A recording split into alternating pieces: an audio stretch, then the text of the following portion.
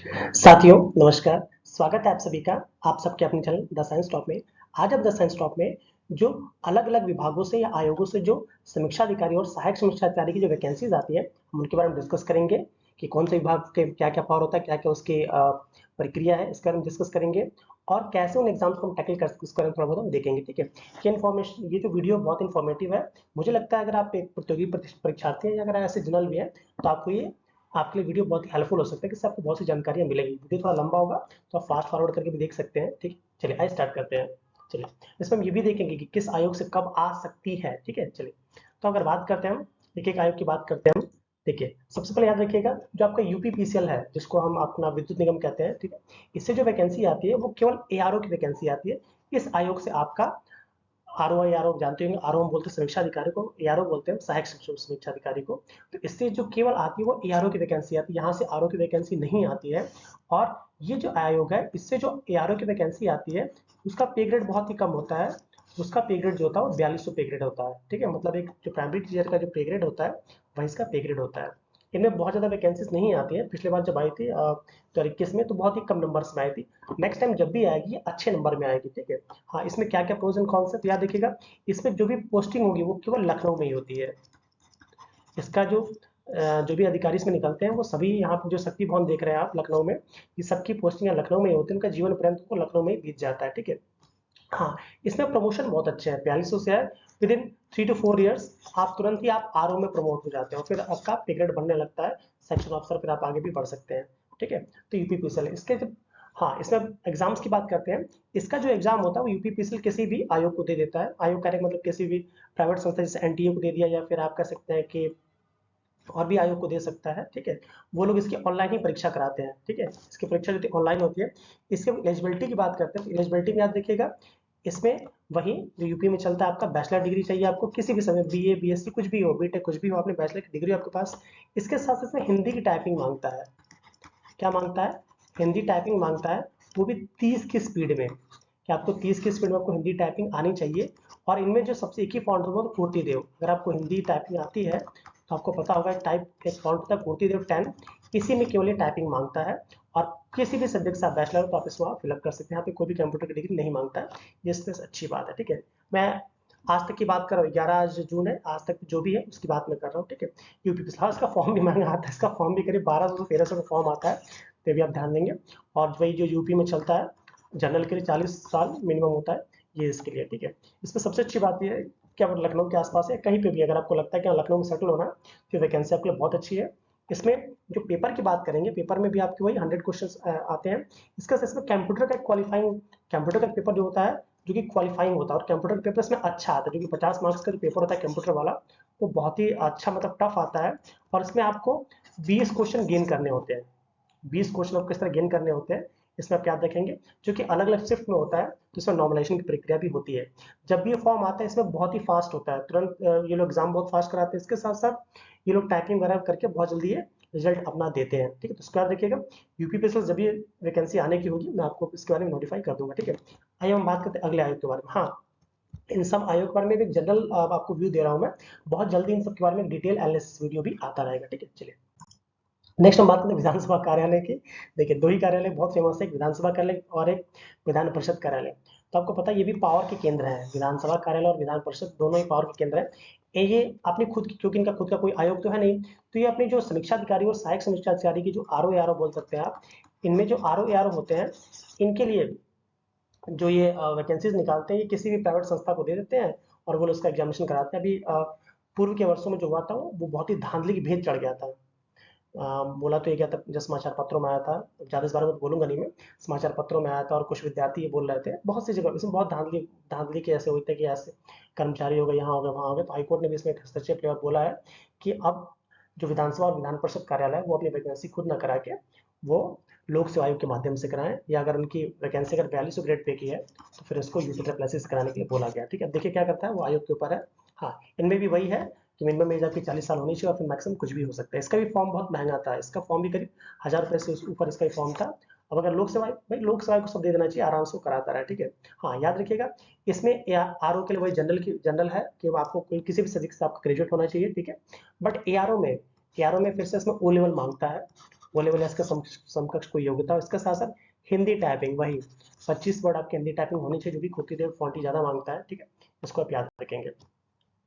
चलिए अब हम अगले, हाँ, ये वैकेंसी बहुत ही पावरफुल होती है क्योंकि आप बिल्कुल सत्ता के केंद्र में है, तो आप इसका मतलब समझ सकते हैं कि कहाँ हैं आप, ठीक है। चलिए अब देख लेते हैं अगला हमारा विधान परिषद कार्यालय। विधानसभा विधान परिषद कार्यालय दोनों ही सेम टाइप के हैं, वो अलग अलग बस विभागों को देकर अपने एग्जामिनेशन कराते हैं, और दोनों की वैकेंसी क्या हाल चाल है पिछले वैकेंसी की तरह समझ जाइएगा।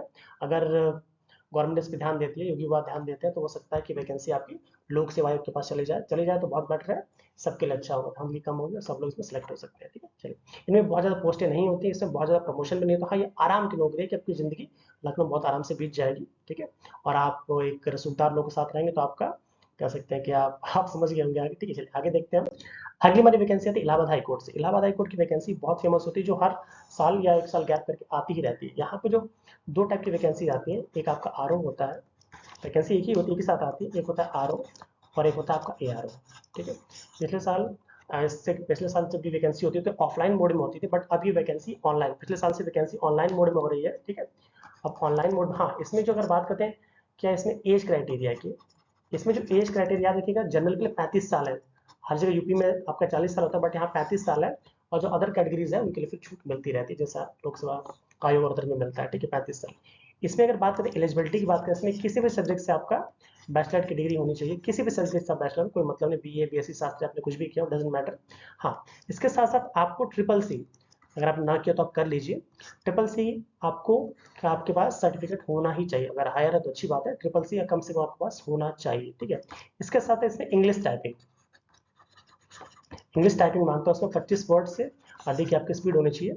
स्पीड ऐसे मांगता तो नहीं है, बट बोला जाता है कि भाई 500 वर्ड का एक पैसेज, जो कि अच्छा टफ पैसेज होता है, इंग्लिश का एक पैसेज आता है इसमें, और जो कि आपको 20 मिनट में टाइप करना होता है, ये इसकी बात है, ठीक है। हाँ, अगर इसके आप पेपर की बात करते हैं तो इसमें देखिए यहाँ पे टाइपिंग के भी मार्क्स होते हैं, इसका पेपर जो होता है वो 200 मार्क्स का होता है, 200 मार्क्स का पेपर होता है, ठीक है।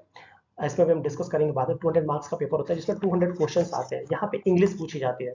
उत्तर प्रदेश के किसी एग्जामिनेशन में भी इंग्लिश नहीं आती है, हाँ, ठीक है, बट यहाँ इंग्लिश पूछी जाती है। यूपी पिछले में इंग्लिश आती है, बाद में डिस्कस करेंगे हम। यहाँ पे इंग्लिश पूछी जाती है, जो कि 2021 से 2022 से पहले तो वहाँ पे 50 मार्क्स की आती थी, बट अब इंग्लिश 14 से 15 मार्क्स की आ रही है। आपको पेपर में कुछ टेलीग्राम चैनल पर डालो, उसको देख लीजिएगा। इंग्लिश अब बहुत हार्ड नहीं आ रही है, आप इसको कर सकते हैं, मतलब 200 क्वेश्चन 200 मार्क्स के आ रहे हैं, और नो नेगेटिव, यहाँ नेगेटिव मार्किंग नहीं है, यहाँ कोई नेगेटिव मार्किंग नहीं है, तो बच्चे दबा के यहाँ कर लेते हैं, ठीक है। इसके साथ साथ इसका पेपर जो होता है लगभग ये सारे के सारे सेक्शंस को टच करते हैं, तो पेपर अच्छा बनाते हैं, नेगेटिव मार्किंग नहीं होती इसकी। और यहाँ भी धांधली की बहुत सी शिकायतें आती है, इसलिए बहुत इसका भी कट ऑफ हाई जाता है। जिनको भी लगता है कि उनको लखनऊ या फिर इलाहाबाद में रहना है, प्रयागराज में रहना है, उनके लिए वैकेंसी बहुत ही अच्छी होती है। इसमें अगर बात करें पे ग्रेड लेवल की, तो इसका जो आरओ होता है वो आपका 48 ग्रेड पे का है, जो कि आपका राजपत्रित अधिकारी होता है। इसका जो एआरओ होता है ये आपका 40 ग्रेड पे होता है, जो कि ये आपका सेवन्थ है और ये आपका 8th ग्रेड पे है, ठीक है। और ये आपका और राजपत्रित होता है, और दोनों का ही सेम ही एक ही एग्जाम होता है आपके मेरिट के बेसिस पे, कि कब आर ओ आ रहा है, ए आर ओ, दोनों में सेम एलिजिबिलिटी है, सेम क्राइटेरिया, सेम फॉर्म अलग अलग भरवाते हैं पैसे के चलते, ठीक है, बट की सारी प्रक्रिया सेम है। ये आर ओ की बात हो गई, ठीक है। हाँ, ये बहुत ही प्रतिष्ठित नौकरी है, क्योंकि अब हाईकोर्ट में आप जानते हैं कि किसी को भी लड़का दीजिए कहाँ हाईकोर्ट में है, तो फिर आपको उसका रौला बना रहता है, ठीक है। आइए अगले वैकेंसी की बात करते हैं। हाँ, यहाँ पे टाइपिंग के मार्क्स जुड़ते हैं, जो टाइपिंग मैंने बोला है, टाइपिंग के मार्क्स होते हैं जुड़ते हैं, 50 मार्क्स के होते हैं, जो अच्छे बच्चे होते हैं 50 से 50 तक बना लेते हैं, कुछ लोग 49 बना लेते हैं। तो अगर आपको यहाँ पे इलाहाबाद हाईकोर्ट में जॉब करनी है तो आपको इंग्लिश की टाइपिंग आनी ही चाहिए, ठीक है, क्योंकि पिछली बार हुआ ये था कि जैसे रिटन के एग्जामिनेशन के साथ साथ इन्होंने टाइपिंग करा ली थी। तो अगर आपको लगता है कि हाईकोर्ट में आपको आना है तो फिर आपको टाइपिंग आनी ही चाहिए। इसका जो, हाँ, इसके जो एग्ज़ाम है, इसका जो नोटिफिकेशन, क्योंकि काफ़ी 300 प्लस सीटें यहाँ पे खाली हैं, तो इसका जो नोटिफिकेशन है ये माना जा रहा है कि आपका अगस्त तक आ जाएगा। अगस्त तक आ जाएगा तो ये एग्जामिनेशन बहुत ही फास्ट कराते हैं। ये आपका नवंबर और दिसंबर सेकंड वीक तक, मतलब जब छुट्टी होती है हाईकोर्ट की उससे पहले आपका एग्जामिनेशन करा लेंगे। और फिर अगर टाइपिंग सेम डे है तो कोई दिक्कत नहीं है, अगर टाइपिंग आगे बढ़ती है तो फिर फैब तक टाइपिंग करा के, ये मतलब ये मान के चलिए कि मार्च तक आपको ये बता देंगे भैया आपको पढ़ना है कि ज्वाइनिंग करनी है। बहुत ही प्यारी नौकरी है, जिसको वहाँ पे रहना हो, ठीक है, कुछ पावरफुल काम भी कर सकते हैं, और साइड वाले काम आप समझ सकते हैं, उसके बारे में नहीं बात करूँगा मैं, ठीक है। आइए आगे चलते हैं। उसके बाद हम बात करते हैं अगली जो सबसे प्रतिष्ठित नौकरी है वो आपकी है लोक सेवा आयोग, सॉरी लोक सेवा की बात करते हैं। तो उत्तर प्रदेश लोक सेवा आयोग के अलग अलग विभागों को लेकर कराता है, आपको पता ही होगा। ये सबसे अधिक कराता है सचिवालय के लिए, जो हमारा सचिवालय है ये सचिवालय के लिए कराता है अपनी खुद की, ये यूपीपीएससी है इसके लिए कराता है। इसके साथ साथ राजस्व परिषद के लिए कराता है, ठीक है, राजस्व परिषद के लिए भी कराता है। इसके साथ साथ ये जो निर्वाचन आयोग है, निर्वाचन आयोग है, इसके लिए वैकेंसीज कराते हैं। इसमें अलग अलग पद होते हैं, इसमें आरओ होता है, एआरओ होता है, समीक्षा अधिकारी लेखा होता है, समीक्षा अधिकारी आपका भाषा होता है, इसमें उर्दू और हिंदी अलग अलग होती है। ये सारी की सारी वैकेंसी जो लोक सेवा आयोग कराता है। जितना आपको पता होगा कि आरओ के लिए भाई कोई एलिजिबिलिटी सेम ही, बस आप बैचलर बनना चाहिए। एआरओ में फिर आपका टाइपिंग भी मांगता है, और उसमें फिर ओ लेवल के समकक्ष कुछ ना कुछ योग्यता होती है, जिसमें भी विवाद चल रहा है, जल्दी वैकेंसी आ जाएगी। लोक सेवा आयोग वाली जो वैकेंसीज के बारे में मैंने बहुत से वीडियो बना रखे हैं, आप देख सकते हैं।